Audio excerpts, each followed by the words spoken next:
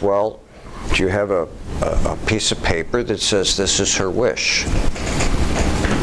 Because the patient has rights.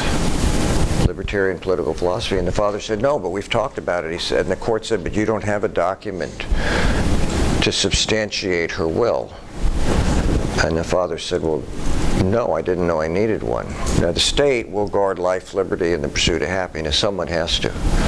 I mean, you could be the joint heirs for Pepsi and your cousin falls prey to something. You say, well, he always told me you could just take him off life support and then you double your fund.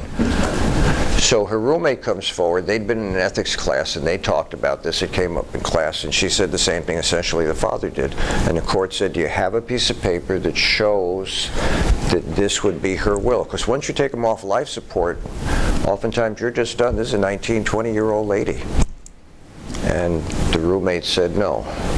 So the court said at that point, they said, then this is now going to be how this works. You have a right to write a living will. A living will lives for you, even if you can't communicate. A living will codifies your informed consent. It's what you want. Now, for most of you, you're going to have everything in there you want. I have 11 things I don't want done for me. That's my choice. My daughter has everything. Her husband has everything. I'm the executor on my daughter's, and Jeff's dad is the executor on his. Within the context of that, we have what's called DNROs, do not resuscitate under certain ways, do not bring this people back to life. We can intubate you, put a tube down, and hook you up to a breathing machine so oxygen flows into your blood system and you won't go brain dead. But we'll be keeping you alive through the machinery. If you don't want that, you don't want to be resuscitated. It also gives rise to durable powers of attorney, someone who can do your legal work for you. They have to be stated, a whole bunch of restrictions are in here, and whatever you say goes in there, and that person literally does all your legal work. It also gives rise to something we call surrogates, people who can literally stand in your place for everything. Maybe most importantly, it gives you the right to start treatment, never start treatment, or start treatment and stop it after it's started. You then, based on Kruzan, become the controller of your health. The patient has absolute rights. If someone violates your rights, according to this Supreme Court law, you have a right to justice. You have a right to sue. That's why they want to know when you go in the emergency room, what do you want done and don't want done to you? If you don't have that document with you, nobody knows what you want. The state will do everything they can to keep you alive. And I know you're all immortal. I mean, you need another 70 years before you have to face the end. Unless you go through a red light, green light, or someone else goes through it and you get T-boned, and then you're either paraplegic or quadriplegic the rest of your life until we learn how to deal with that. I would suggest you go online. These are not hard to fill out. If you want to be in charge of your health care, people. I know it just doesn't add up to most of you. I mean, it wouldn't have added up to me. Can you, with all this, it brings to mind to me, there's a lot of people declaring sovereign citizen now, saying that they don't follow any of the rules of law of land. For example, they don't have to carry a driver's license or register their plates or, certain things like that. They don't have to take medicine if they're sick, and they say, I am not part of the country, I'm, lair of the land or whatever. What's the question? With them declaring sovereign citizens, then all of this that, fall into this, they can't declare that, right? Yeah, I don't know any law that allows someone to say, I can live here, but I'm not going to be part of this one way or another. Either a foreigner, or you have legal status to be here, or you're a citizen to be here. I mean, people come up with new things all the time. Sovereign citizens, bunch of cock and bull. I mean, they can say it, and then if they get away with it, they get away with it. But the law doesn't allow people to do that.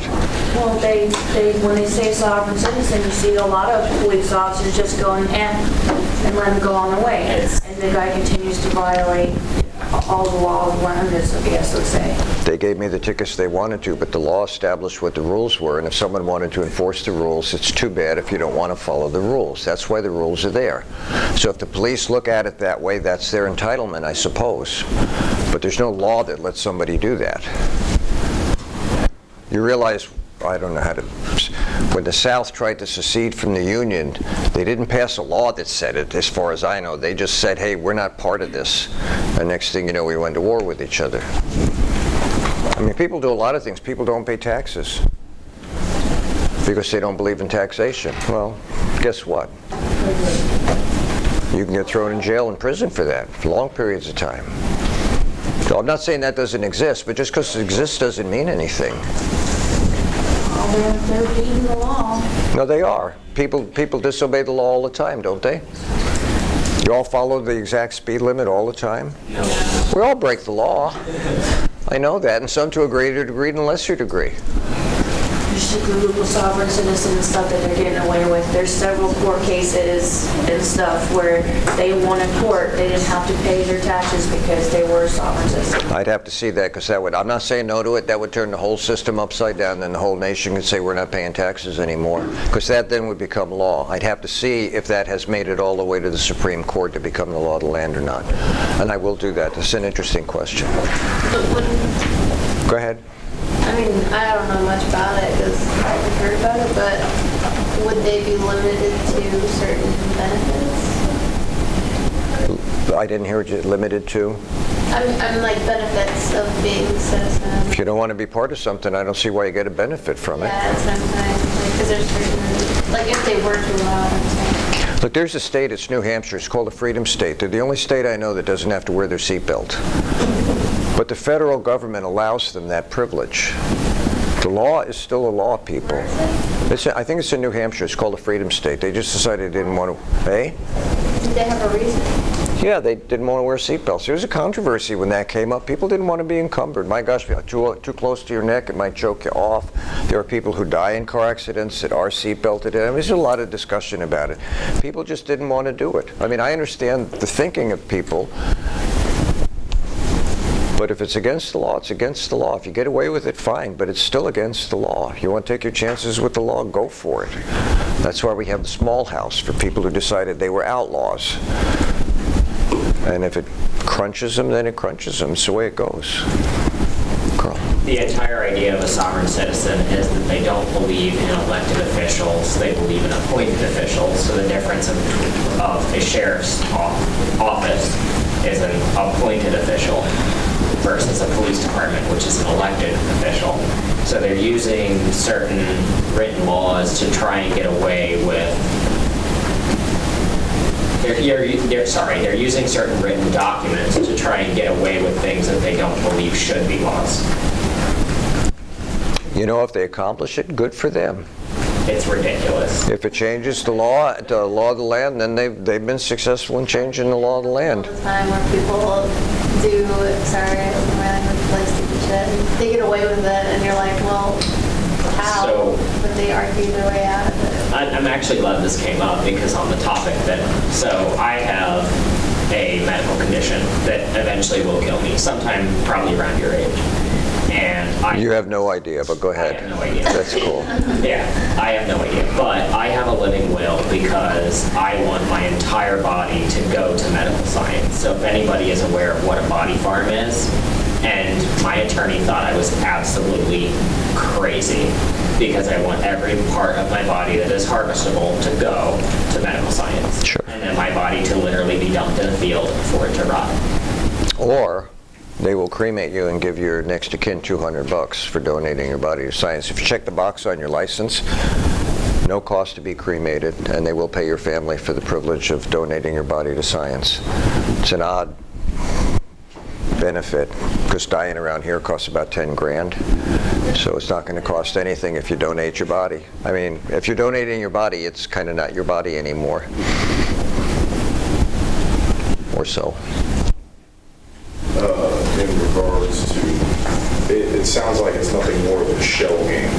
Basically, somebody did a little bit of research, blew up a little smoke and mirrors, and they're trying to gather an audience in order to go ahead and push forward on something, which is just foolish. I mean, but in regards to the living will, I know I myself, I have to have one active at all times because of the VA. I had a stent that was taken out of me that was left inside of me. It was in